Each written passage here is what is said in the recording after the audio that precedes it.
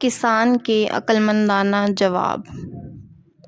ایک کسان اپنے کھیتوں میں بیج بو رہا تھا۔ صبح کا وقت تھا۔ علاقے کا نواب صبح کی سیر کر رہا تھا۔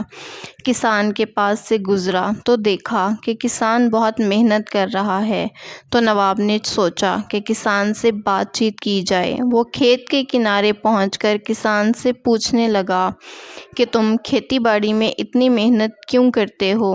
کیا کچھ کما لیتے ہو؟ اس سے تمہیں کتنا فائدہ ہو جاتا ہے؟ کسان نے کہا کہ فصل بکنے کے بعد اس کے 4 حصے کر لیتا ہوں۔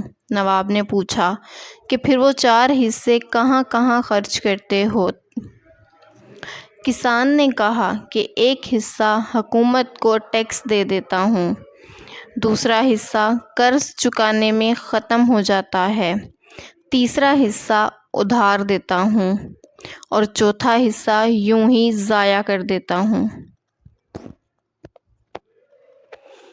نواب نے کسان کی یہ عجیب و غریب باتیں سن کر کہا کہ مجھے تمہاری بات سمجھ نہیں آئی، ذرا تفصیل سے بتاؤ۔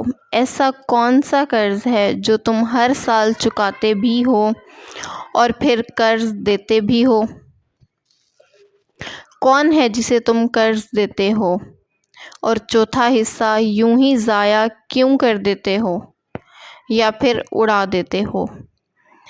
کسان نے بتایا کہ دراصل بات کچھ یوں ہے کہ میرے والد نے کسی سے قرض لیا تھا، تو ایک حصے سے میں وہ قرض اتارتا ہوں، دوسرا حصہ حکومت کو ٹیکس دینے میں چلا جاتا ہے، تیسرا حصہ اپنے بیٹوں پر خرچ کرتا ہوں، تو وہ بھی ایک قرض ہے جو وہ مجھے میرے بڑھاپے میں لوٹا دیں گے۔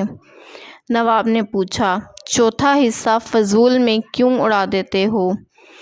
کسان نے کہا کہ میری ایک بیٹی بھی ہے۔